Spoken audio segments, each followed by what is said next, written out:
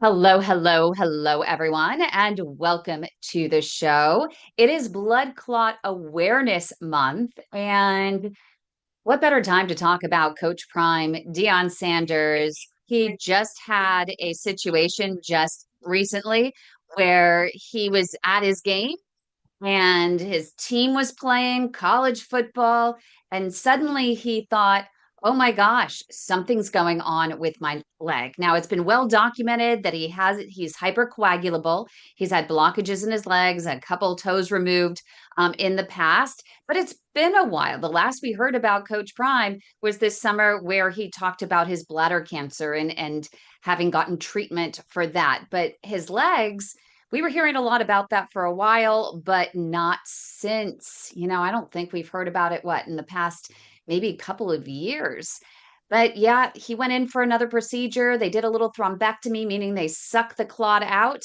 And I want to get into the discussion with Dr. Steve Henao from Albuquerque, New Mexico. And of course, my amazing co host, Dr. John Phillips, about Blood Clot Awareness Month, maybe their thoughts on the Coach Prime situation with hypercoagulability. Can we call it peripheral artery disease? Can we not?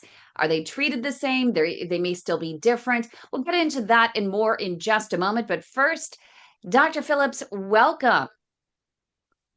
Welcome, Kim. Happy. Well, I guess we're pre-recording this, right? So, nonetheless, the Brewers are playing tonight, so I have my Brewer hat on. Hopefully, we can even the series against the Dodgers. But and it's funny because you live in the San Francisco area, so I don't know if you're are like Giants fans and I'm Dodgers. Do all they? about the the Brewers beating the Dodgers Are because you? being from San Francisco, we have that huge rivalry. And yeah, we're not big fans of the Dodgers. We're big fans of San Francisco. And so anything that can bring the Dodgers down, we're all about it. Yep, and they've got a heck of a payroll, evidently, and the Brewers don't. So we'll see what happens. We'll see what happens. But yeah, I mean, certainly it'll be interesting to hear Steve's thoughts on it, and there's a lot to unpack there. But you wish him the best. Whatever it is that he's dealing with, you hope he can have a good outcome and doesn't need to lose any more piggies. So that's No. that's why we have this show. I was just chatting with a patient on Friday who was thankful for what we were able to do for him. And so it's always gratifying to help out, but we're here to raise awareness, and October is Blood Clot Awareness Month, and we know that blood clots in the veins can cause something called pulmonary embolism, which is it's a very preventable cause of death. So anytime we can raise awareness to that disease process, happy to be a part of it. Yeah, that's what my mom had a pulmonary embolism. She did? And I didn't know that. yep, this was back, I think, in about 2011, I think it was. And we were able to bring her back to life. And they were able to, I mean, ultimately, now in 2022, she did, pass away from an Hmm. aneurysm. But back then, we were able to get her through. I'm surprised they didn't do a full, cardiac and vascular workup after that. But once she got through the toughness of the pulmonary embolism, they seem to be like, okay, you're fine. You're on blood thinners, on Coumadin for about 6 months, and then you're off to the races. So, when you do have these, you really should get a systemic check. I mean, it's you don't just stop there. There's some source. There's something more going on. It's usually not just that one clotting event. Yep. Saw a patient today. Not sure she has a clot, went to the lungs, not sure why. Because, we often talk about like provoking factors and travel and, recent surgery and mobility, things like that. But there are a lot of folks out there that travel and have had recent surgery that don't get blood clots. We just, frankly, in my opinion, we don't know why they get them, which is why, thankfully, we have some newer-ish medications out there that are safe at lower doses that folks can take for an indefinite amount of time and have significantly reduced risk of recurrence rates and do well. So, kudos to getting people off of Coumadin. Yeah, I can see that Dr. Hanau is chomping at the bit to get involved with the conversation. So let's kick things off with a moment of inspiration. All right, so I got a new book called As a Man Thinketh by James Allen. It's old. I think it was originally published in like 1902. And I think it's basically kind of about making sure your mind is thinking positive thoughts to some degree because you actually are you're a summation of your thoughts. And so really the simplest quote here is as a man thinketh in his heart, so he is. So it's kind of interesting because I mean, Steve, I'd love to hear your thoughts on that. And it's a very kind of broad statement, but even kind of approaching a case sometimes when you're thinking like, Man, I don't know if I can. Should I do this? Can I do this? Like, is this going to happen? When negative thoughts seep into my head, at least, I tend to have maybe struggle a little bit and have a worse outcome. And I think, if you have positive thought, regardless of kind of what you're doing, but particularly going into a case, I think sometimes it might help with the outcome. So I always tell people the 6 inches between your ears, that is one powerful organ. Yeah, what do you think, Yeah, Dr. Hanau? Because I always tell my patients, don't go into any procedure with that negative energy. If Yeah. you're not 100% all in, that's just going to scream bad outcome. yeah. I mean, we know that in uh, any kind of high performance activity, athletics, for instance, there's something to be said about what we call a hypofrontality moment, which is a big word, but it really means getting yourself out of the way of the performance, whether you're playing a musical instrument or performing complex surgery. As the operator, uh, the last thing you want to be doing is overthinking that moment. You've prepared for these things. You've made, you know, Yeah. countless attempts at perfecting your art. Now you just go and you execute, and sometimes you have to audible during different cases. In terms of the think therefore I am model from a patient perspective, and since we're talking about PAD, uh, I think when we get right to the heart of it, when we're talking about limb threatening issues or limb loss, nothing can be more earth shattering than an amputation of somebody's leg. That immediately Yeah. changes the game for who you are, what you're able to do. And so I love the idea of just kind of diving right into it and looking at the cataclysmic impact of what we do as vascular specialists to open up blood flow and kind of change the game. So it definitely takes the entire realm of being an operator and overthinking things and then being the patient and understanding what the stakes are. Yeah. Coming up And that- next, right here on the Heart of Innovation, we are going to dive right into Blood Clot Awareness Month and hear from Dr. Hanau and Dr. John their thoughts about Deion Sanders and more. And you're going to learn a lot about blood clots and maybe understand your risk. So stay with us right here on the Heart of Innovation on KDOW. Don't go away. Okay. all right. And we are still live on the internet. So for those watching, make sure to like the video and don't forget to hit the little notification button to get more great content like this. Also, subscribe. I heard that we're 1,000 subscribers more this time last year. So we just got 1,000 new subscribers. So pretty excited there on YouTube. And so thanks to everyone for Sweet. tuning in. When do we Okay. retire? Yeah. And you know I have A to say million? that, A and million? I know, right? Doctor, and I have to say all that because my producer Josh, who tunes in and watches, makes sure that I say those things because it helps our YouTube channel, and we get a penny for every view. A penny. All right. It's cool. Good stuff. Penny. Hey, You watch an advertisement, there's a penny we get. you got to start somewhere. I know, exactly. So you Okay, want so to pepper us with some questions, or how do you want to tackle well, this? I'm happy to jump in on this one, Okay. and just because I mean PAD or not, and we're not diagnosing him, but it just will. My whole goal is to dive into the discussion as to 1 in 5 people over age 60 has PD. so likelihood of him having atherosclerosis in the leg, that's the definition, right?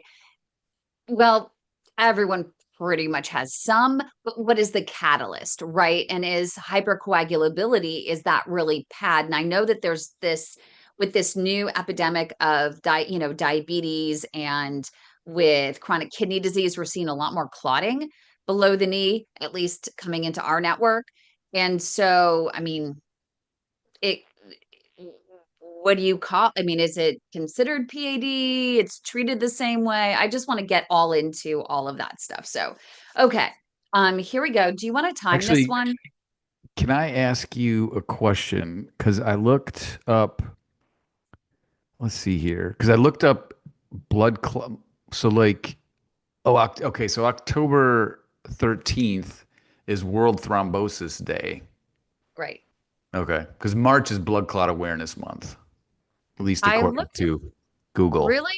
Hmm. I went on Google and it said it's Blood Clot Awareness Month.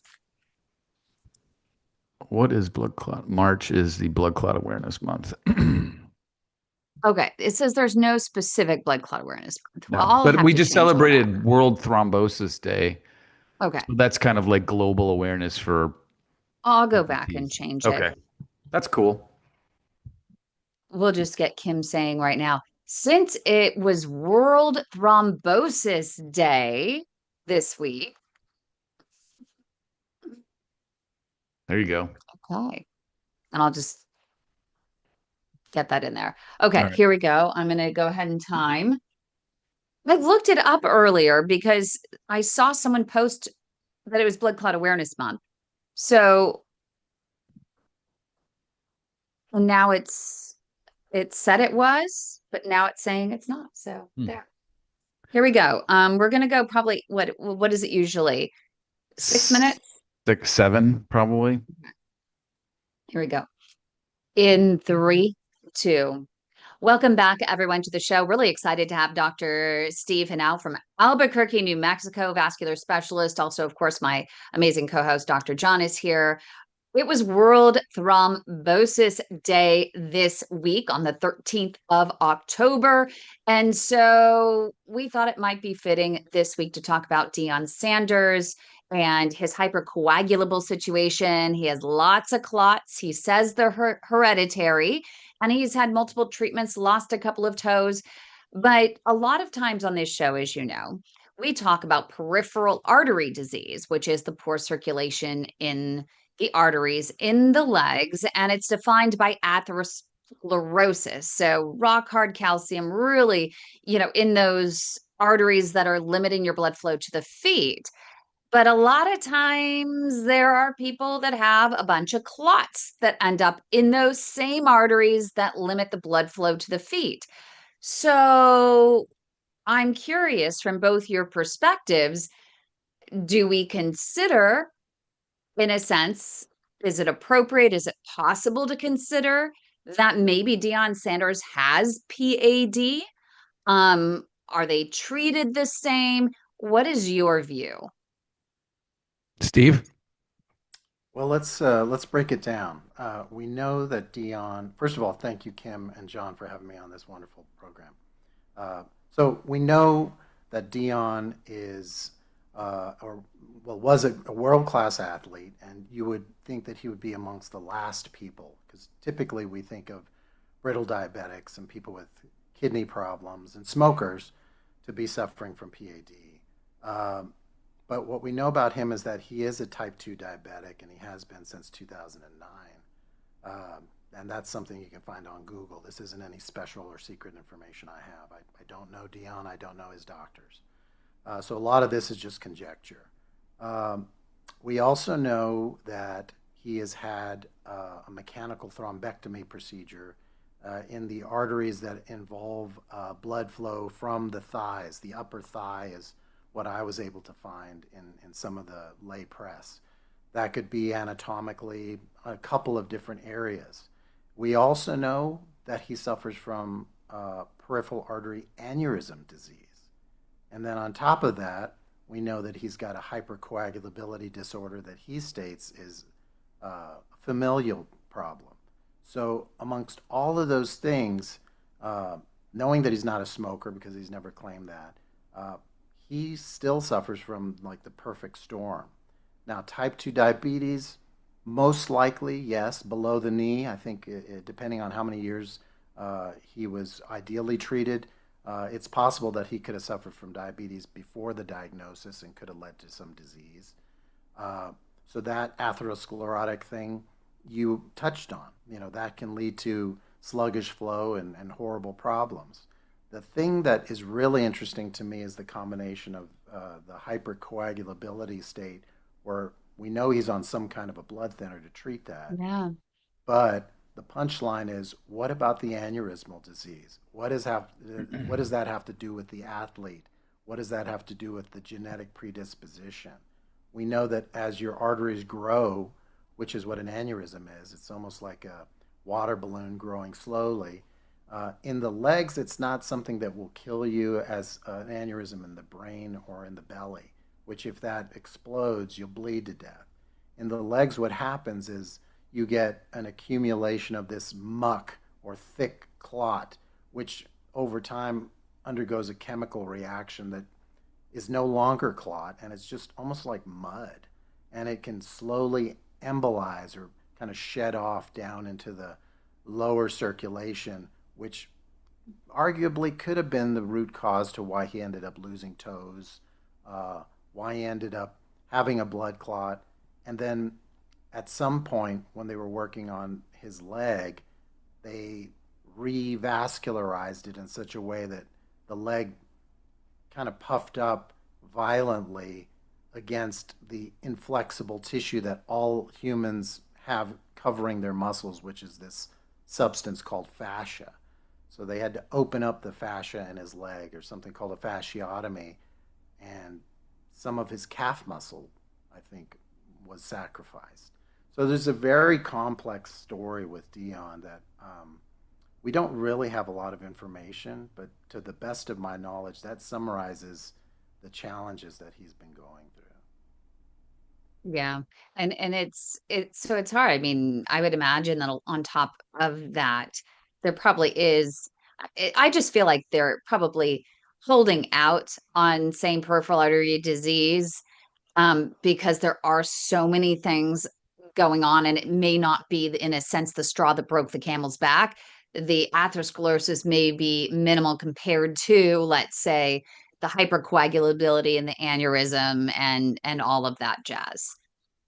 Yeah, and I think that, I mean, the term blood clot means different things to different people. And so, if we kind of take the 30,000-foot view, oftentimes a blood clot is referred to in the venous space. So kind of the blood taking the blood back to the heart and getting it oxygenated. And that I think is what October 13th was, kind of venous thromboembolism day or thrombosis day. Um, I guess regardless of what he has, he clearly has something that is disrupting the blood flow in his leg. And again, you wish him the best. And my only ask of anybody that, and I guess it's an ask, but it's definitely not mandatory. You have an opportunity to, if you truly have a disease process that is somewhat orphaned, like PAD is, where there's not a spokesperson that can kind of help get the word out. It would be nice if we could have a spokesperson that could help get the word out. That's all I'll say about that. No, I totally agree, because that study, I think that was done by Sky and a few other societies jointly, that found that more than 70% of Americans don't even know about PAD.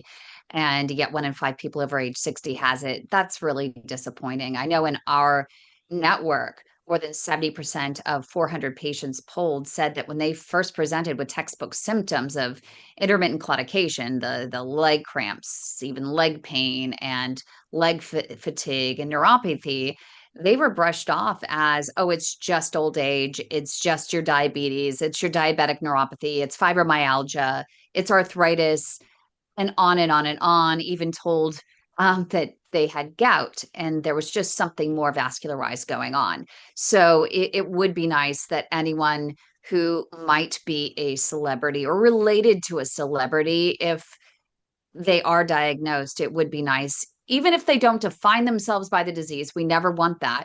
They don't need to become the poster child of it, but it's just nice that even one statement about it could help literally spark a conversation, such as what happened with President Trump with chronic venous insufficiency when he was diagnosed just what, a month ago? That just spread like wildfire. I was getting calls all the time from media asking me, well, what is CVI? What is CVI? And I thought that that was incredible, that he didn't become defined by the disease. He's not the poster child of the disease, but it simply helps spread awareness. So coming Mhm. up right here on the Heart of Innovation, we're going to go back to blood clots and we're going to dive deeper into other areas, I think. What do you think, Dr. John? Yep, I like that. I think there's some good statistics that we can provide folks with Perfect. to raise awareness. Awesome. We'll see you next right here on the Heart of Innovation on KDOW. Don't go away. That was a Okay. good transition to break.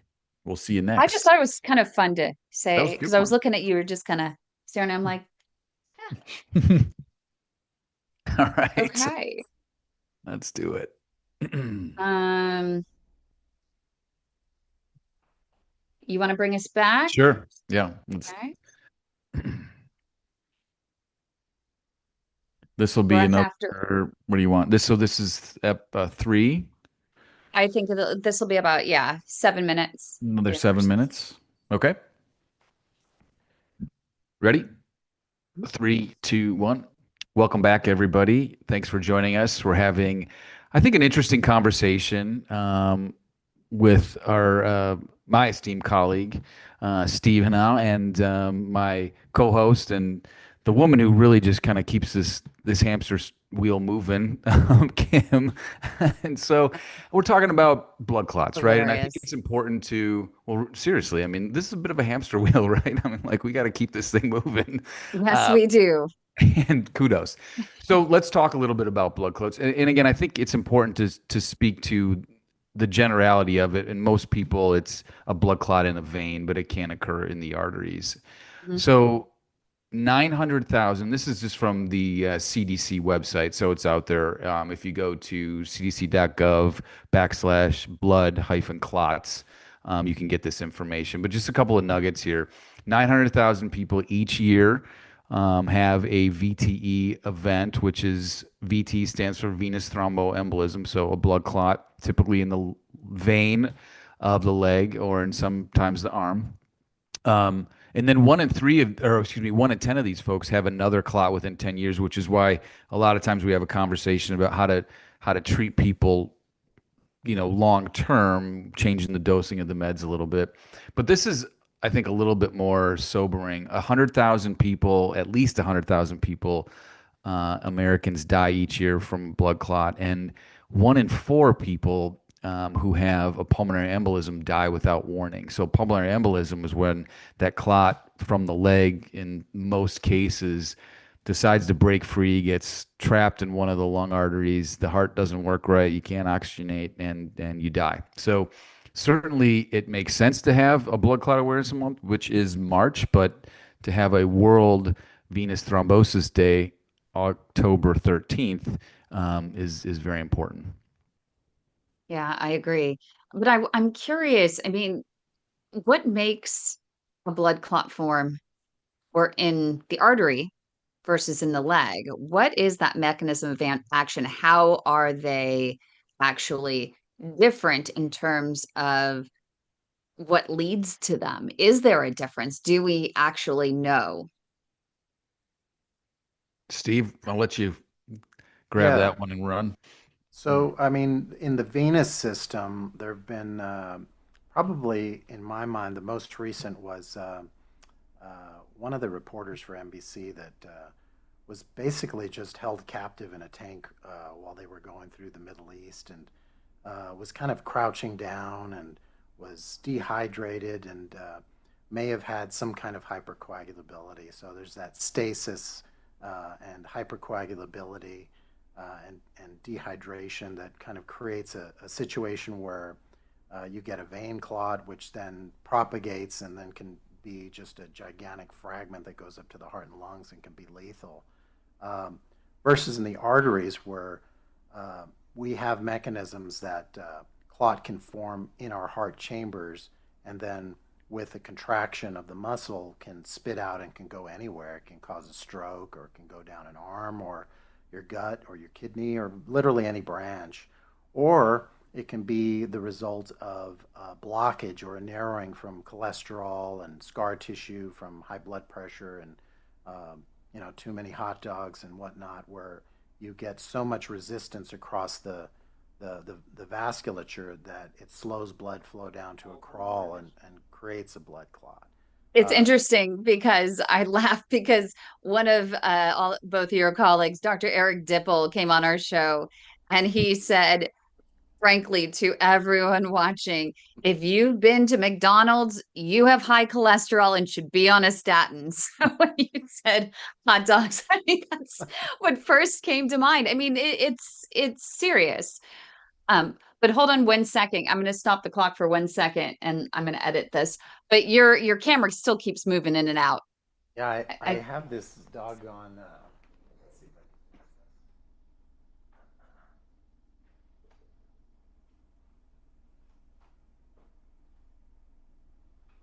It's so funny. For those of you watching on YouTube, where you're getting a behind the scenes look at our live taping of our radio show that's on a weekly basis on KDOW, 1220 AM on the radio. that might work. You think that's going to work? I think so. Let's I think it's pretty sweet, kind of coming in and out. Oh. Certainly draws attention to you, Steve. It's, lean in. He's going to Um, say something profound. um, where did I end there? Oh, where I said I laughed. So someone Dipple and else needs cholesterol. to Yeah. jump All in. right, I'll jump in. Ready? Oh, so what do we got? About 3 minutes left, or where are we at? 4? 3 minutes. 3 minutes. Okay. Yeah, I mean, Steve, you bring up an interesting point because um, there's the mechanisms of action are regarding the veins and the arteries, two for the most part, kind of two separate pathways. But if we focus on the veins for a little bit, we know that there are certain instances where if you have stasis of like that reporter who died in the Middle East, if the blood flow is not moving the way it should, because in the veins, it requires the muscles to kind of squeeze things through. The veins don't have a pumping or pressure system. You've got to kind of move things through volume. So, which is why we tell people, hey, if you're flying over to London, make sure you get up and move around and flex your calf muscles. Stay active. Some people, like maybe Deion Sanders, are hypercoagulable, meaning they've got a genetic predisposition for their blood to clot. And then some people can have, problems with the vessel wall itself, and atherosclerosis is one of them. But I mean, there's all sorts of things. I think at the end of the day, I oftentimes, because patients will ask me, why did I get this blood clot in my vein? And I said, a lot of times, we're not sure, but we've got good treatment options, and maybe we can jump into that a little bit. But we've got good medications that are safe. We can pull out the clot if we need to, and when it's appropriate. And folks can lead and live a healthy life despite having the diagnosis. But you certainly don't want someone to have a preventable event like a pulmonary embolism, and a quarter of those people die without knowing it. That's certainly we need to get better at that, and as a health system, at least in my opinion. So are there certain people, Dr. Hanau, that are more at risk of these blood clots than other people? There are certain things that we do know can make someone more at risk of especially DVT and a PE. Well, it's one thing we didn't talk about, which is going back to the Dion story. He had bladder cancer that was recently Yeah. diagnosed. And a True. lot of people don't realize that cancers of all forms will trigger some innate mechanisms in our body that will make us, kind of hyper uh, formers of clot. So it's possible that in addition to what I was talking about with his perfect storm, that added another part of the biochemical machinery that led to his clots. But trauma is another one that we didn't talk about at all. Certainly, surgery is considered a trauma. So if you're out and you're getting your gallbladder removed or you're getting your knee replaced or something, Mhm. it's one of the biggest fears that a surgeon has, that you're paying attention completely to the surgical process in the operating room. But afterwards, one of the things that you'll see slapped on almost every patient is the leg squeezers. And John mentioned it perfectly, that we're trying to move blood around and get your muscles to kind of stimulate certain endogenous chemicals in the lining of your blood vessels so you don't get a blood clot. Coming up next, right here on the Heart of Innovation, we're going to have more with Dr. Henao on blood clots. So stay with us. Don't go away. All right. That is interesting. I'm so glad you said that, because that literally could have been, I mean, even with the medication that he's on, you can still, it'll still, wow. Because I did have a patient that had lung cancer, and I had heard from a vascular surgeon, Dr. James Antizana, about a patient that had lung cancer and just they couldn't figure out why, and she was throwing clots. So I had a patient over in Arizona that ended up bilateral clots. They couldn't figure out why. Her legs just, no matter what they did, it just kept going. And she called me one day and she's like, Kim, I can't walk. I called 911, but I just needed to hear a friendly voice while I'm waiting. And can you talk to them? And I said, sure. And I said, but one thing you might want to ask him is, can you check for lung cancer? And longtime smoker, right? She gets to the hospital and she was in an advanced stage. She was gone within weeks. And the only thing I remember was her family calling me, the daughter, and she said, I just have to thank you. My mom told me what you did, and she called us all in so that we could say goodbye. We wouldn't have had a chance if it weren't for you, because they probably wouldn't have figured it out.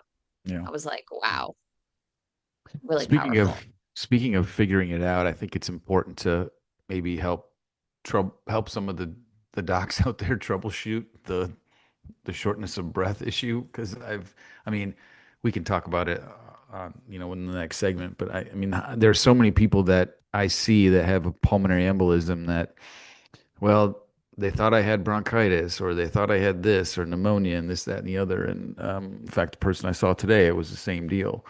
It's like they're not thinking about what it could be. Um, and that's important because, again, these pulmonary embolism, undetected, Yeah. untreated, lethal. Okay, well, take us back. All right. So another 7, you think? No, this one's 9. Oh, 9. Okay. We're on 4, right? We're in 4. Yep. All right. 3, 2, 1. Welcome back, everybody. Continuing our conversation about blood clots, venous and arterial. Again, bad actors in general. So some of the symptoms that people, I think, should be aware of. The biggest one that we talk about or think about is swelling so unilateral swelling, so swelling in one leg as opposed to both. That's something to, be concerned about. And sometimes folks can have some redness and pain and heating. It feels warm. The other thing too is shortness of breath. Unexplained shortness of breath. It's often misdiagnosed as maybe an asthma attack or bronchitis or pneumonia, but you really have to, your eyes have to be in tune to thinking of these diagnoses so that your mind can kind of work their way through them.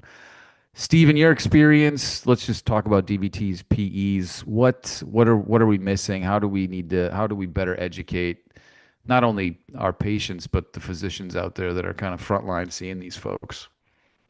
I think you hit it right on the head. I mean, the incidence of DVTs is probably astronomically uh, under expected, if that's even a real word. I think Hmm. we completely undervalue symptoms that are probably masqueraders for other things. Um, if you look around, you're sitting at an airport or at a bus stop and you see somebody in shorts, almost universally you're going to see characteristic skin changes, varicose veins. I mean, it is an epidemic. It's rampant. Um, and so when you have these abnormal veins, they don't flow normally. And so you're going to have sluggish blood flow in those areas that could easily turn into clots, which could then easily propagate into the deeper veins. And so when you get a clot in the deeper veins, that's a DVT, a deep venous thrombus, which could ultimately take it to those huge vessels that can go to the heart and lungs and cause serious mayhem. So, when in doubt, hydrate, ambulate, right? Get up and walk. Consider a good pair of compression stockings if you're a frequent flyer. Um, avoid things that will dry you out, like coffee, sodas, alcohol. All of those things will change the chemistry of your fluid in such a way that you could be setting yourself up for a problem. And so many of us depend on the thirst mechanism, which I live in a desert here in Albuquerque, and I drink probably about 3 cups of coffee, every hour. So I'm the worst offender. Me too. But it's very dangerous, and it's something that we don't think enough about. So No. that's something to consider for yourself and for your family. We get this question a lot for people who live in some of the warmer climates, such as especially Florida, where patients are wondering about wearing compression socks. They just don't feel like they can wear compression socks in the heat. So, what do those patients do? Should they just suffer through it if they're at risk of clots? Or are there alternatives for people who are living in these That's a, climates? I mean, that's a great comment and the question, because we tell people to wear compression stockings and we reference how much compression they give based on the millimeters of mercury they kind of supply. So there's a range, 10 to 20, 20 to 30. The more compression, or the higher the number, the more millimeters of mercury, the more compression. But those damn things are almost impossible to put on. And when you They get really are. and to Steve's point, we're bipedal organisms, meaning we stand, gravity's working against us. Most everybody has some type of venous disease, meaning superficial little spider veins that they Mhm. see, or like big ropey veins that can cause ulcers. But yeah, I mean, there are some Velcro ones out there, but they're thick and heavy. You'd think we could come up with and maybe there is, I just don't know, we could come up with some type of material that is a little bit more breathable, Yeah. thinner, easier to get on for folks. Because I mean, I would say over probably 70% of my patients are like, yeah, I can't put these things on. And plus, they're warm, and you're in a desert, you're in Florida. Yeah, it's hard. It's a tough You ask. can't wear them with your flip-flops, Dr. Hanau. That's what I'm told over and over and over again. Well, one thing I will chime in on is that the ultimate substitute, if you're thinking long range, is to really focus on your muscle tone. And as we hit the age of 35, we start to see a precipitous drop in our muscle tone, and we've got to fight tooth and nail because now we're getting really compelling data to say that if you aren't able to get up from a sitting position or up off the floor, that's got a direct correlation to your mortality rate. So Yeah. muscle tone is everything. Movement is life. We've got to be harping on our patients to get up or face the consequences as we get older. Yeah, that's why I got a standing desk. And I have my walking pad right here because I don't even think Dr. John knows. I did have an event when I had my first long flight from San Francisco to first Sydney. Then we had to get on a plane for another 5 hours to go clear to the end of the earth in Perth. Was this with Dean? And no, this was actually when I was part of Sir Richard Branson's global startup competition. I was working with those folks, and we had a startup event over in Perth, and I was speaking at this event. I was part of a panel about entrepreneurship and technology, It's cool. and it was a quick turnaround trip.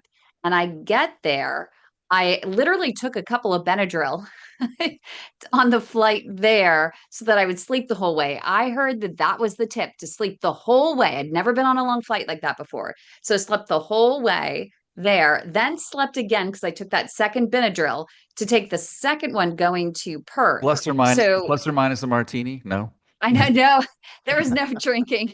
Okay, cool. Actually, at that point, no drinking at all. There was not even water. That's There was right. there was nothing. So I get there. I'm really focused, me and work, focused, running here, running there. There was a little alcohol involved at the nightly parties for 2 nights. So by the third day, I end up on a flight back to Sydney. On the flight back to Sydney, I ended up swelling up like a huge balloon.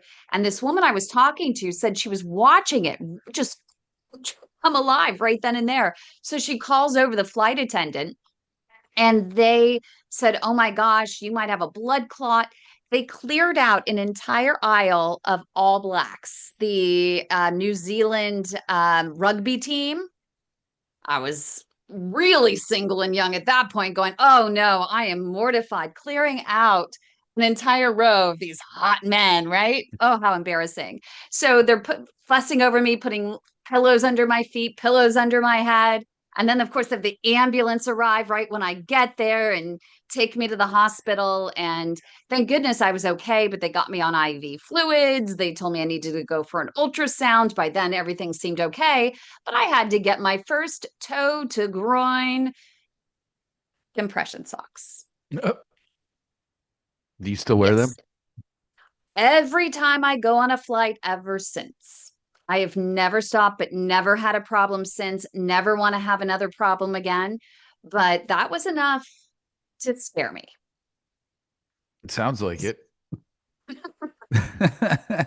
So, on that note, coming up next, right here on the Heart of Innovation, it's not going to be about me anymore. We're going to have some final thoughts to protect you from future blood clots. So, stay with us right here on the Heart of Innovation on KDOW. Don't go away.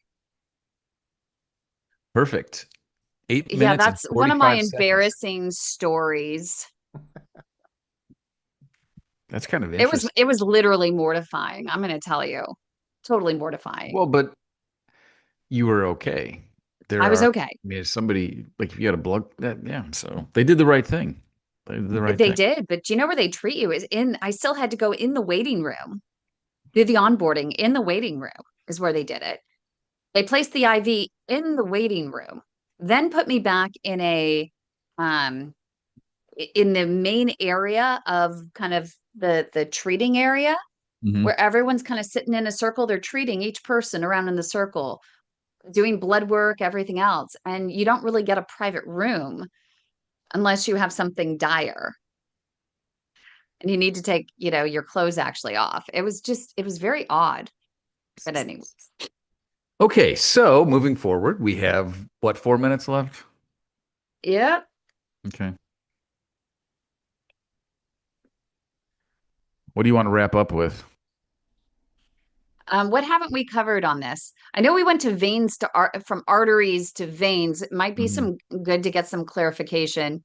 Kind of went in thinking we were going to talk a lot about my next article I'm writing is I'm really just so upset with people treating, the plumbing and then not treating the clots. Like they don't even know that it's a hypercoagulable person. They go in there and they treat, and I've lost 2 patients' legs because of it. They go in, they start playing around, and what do you think happens? The clot shower, trash the foot, there goes the leg. And so I just have a thing about it, but I don't know if 4 minutes is enough for that. Where do you think we should go, Dr. Henao? I've got a thought. So, if Dion wasn't Dion, what do you think would have happened to his leg? Oh, he was in Mississippi. Yeah. Actually. So yeah, when he was in Mississippi, the whole idea of the buzzword now is equity, right? And access to care. And he has access to the world's finest, and he's still lost 2 toes. So I think, somehow touch on that. We've got to do a better job at educating.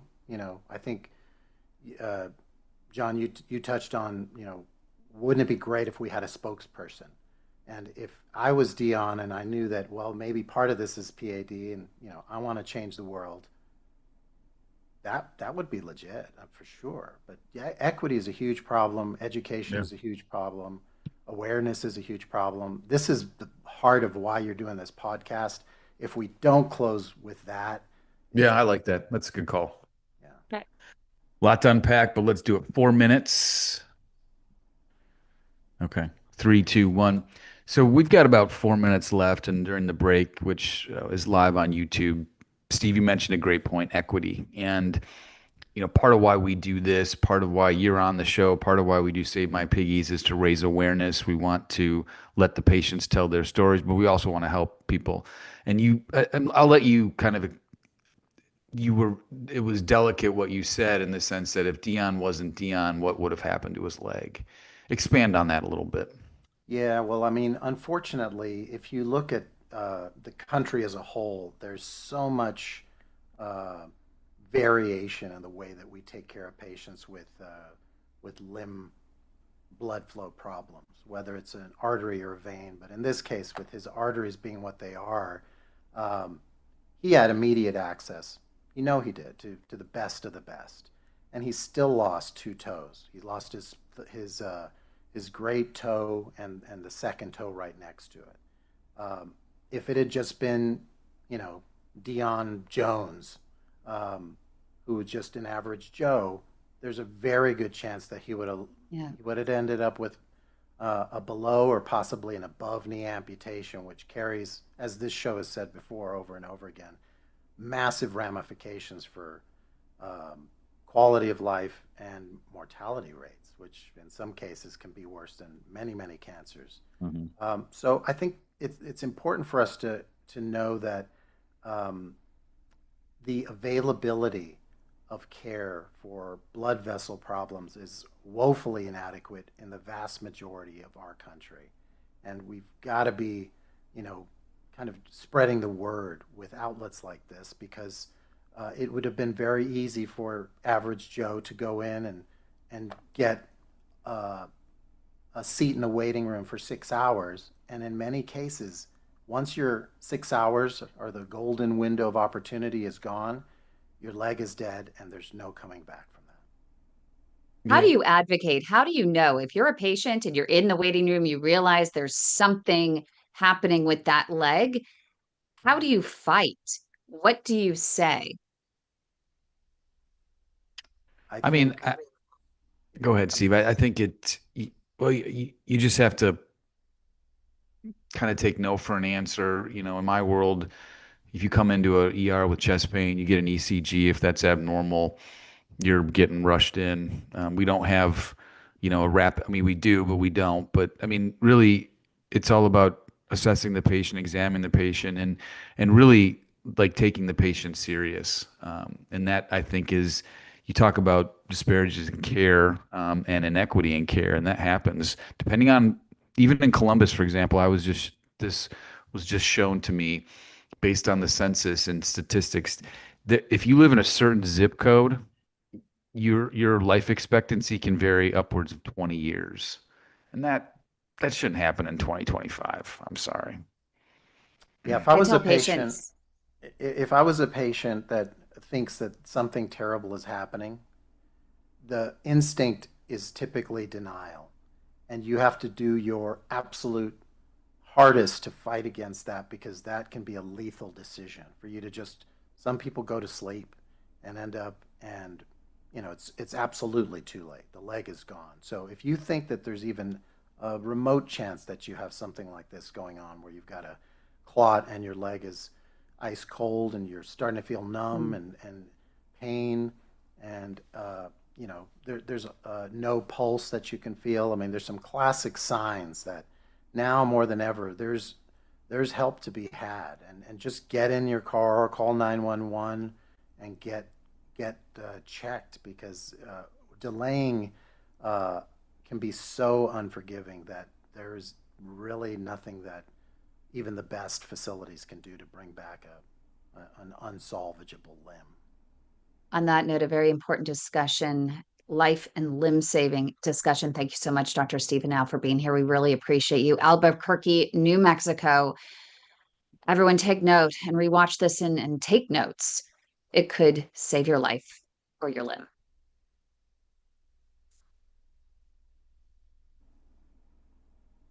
Perfect.